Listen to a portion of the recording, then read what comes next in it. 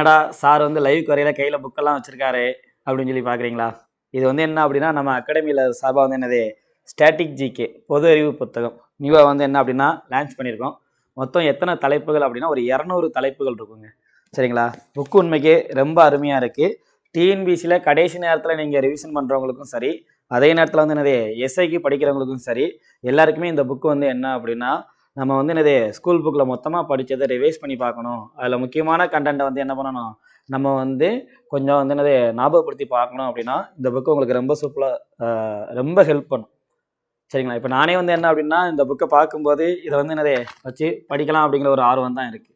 ஏன்னா அந்த அளவுக்கு எளிமையான வார்த்தையில் கொடுத்து வச்சுருக்காங்க. நமக்கு மொத்தம் எத்தனை பேஜ்னா 461 பேஜ் இருக்குது. சரிங்களா? நமக்கு வந்து அறிவியல் விதிகள் அப்படின்னு சொல்லி சிலபஸில் டிஎன்பிசிலையுமே இருக்குது.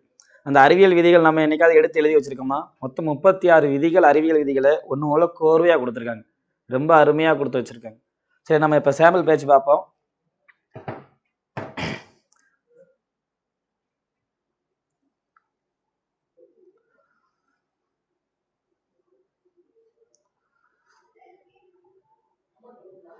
பாருங்களேன், இயற்பியல் டாபிக் ஃபர்ஸ்ட் ஆரம்பிச்சிருக்காங்க. பொது அறிவியல் விதிகள், அதுக்கடுத்து அளவீட்டியல், இயக்கவியல், வெப்பவியல், ஒளியியல், அதுக்கடுத்து வந்து என்னது சவுண்டு, மின்னோட்டவியல், காந்தவியல். அப்படியே நமக்கு வந்து என்ன அப்படின்னா சிலபஸில் இருக்கக்கூடிய டாபிக் நமக்கு எது எது சயின்ஸு கஷ்டம்னு நினைக்கிறோமோ எல்லாத்தையும் பாக்ஸ் போட்டு அருமையாக கொடுத்து வச்சுருக்காங்க. நமக்கு எப்பயுமே வந்து என்னென்னா ஒரு கண்டென்ட்டை புக்கில் போய் படிக்கிறதுக்கும் பாக்ஸ் போட்டு நமக்கு எளிமைப்படுத்தி கொடுக்குறதுக்கு வித்தியாசம் இருக்குது. நம்ம வந்து என்னென்னா அந்த அப்சர்வேஷன்லேயே நிறைய பேர் படிச்சிருப்போம். அந்த மாதிரி ஈஸியாக கொடுத்துருக்காங்க. அதே மாதிரி பார்த்தீங்கன்னா வேதியியல்லையுமே அதே மாதிரி தான் கொடுத்துருக்காங்க. அணு அமைப்பு, ஆவர்த்தன அட்டவணை, வேதிப்பிணைப்பு, தனிமங்கள், சேர்மங்கள், கலவைகள், கரைசல்கள். நமக்கு புக்கில் வந்து கொடுத்துருப்பாங்க கலவைகள் மற்றும் கரைசல்கள் அப்படின்னு சொல்லிலாம் இருக்கும். அது எல்லாமே சூப்பராக கொடுக்கும். அமிலம், காரம், உப்புக்கள். சரிங்களா? அதே மாதிரி வந்து என்னது சோப்பு, டிடர்ஜென்ட், பெட்ரோலிய பொருட்கள், நமக்கு உரங்கள், பூச்சிக்கொல்லிகள், களைக்கொல்லிகள். இதுலேருந்து கம்பல்சரியாக ஒரு கொஸ்டின் வரும்.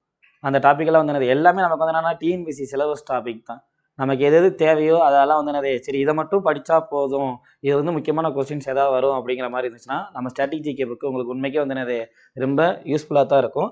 இதே பேட்டர்ன் தான் பார்த்தீங்க அப்படின்னா உங்களுக்கு வந்து என்னது எல்லாமே கொடுத்துருக்கேன். தாவரவியல் இருக்குது, விலங்கியல், இது சயின்ஸ் இருக்கும். அதிலே பார்த்தீங்கன்னா சுற்றுப்புறச்சூழல். இப்போல்லாம் பார்த்தீங்கன்னா சுற்றுப்புறச்சூழல் வந்து கொஸ்டின் இல்லாமல் இருக்கிறதே கிடையாது. அப்போ அந்த டாப்பிக்கு, அதுக்கடுத்து வந்து என்னென்னா ஜாகிரஃபி ஆரம்பிச்சிடும். இந்த மாதிரி பார்த்தீங்கன்னா நமக்கு டிஎன்பிசி சிலபஸில் இருக்கக்கூடிய எல்லாத்தையுமே வந்து என்னது நமக்கு வந்து என்னது இந்த புக்கில் ரொம்ப எளிமைப்படுத்தி கொடுத்துருக்காங்க.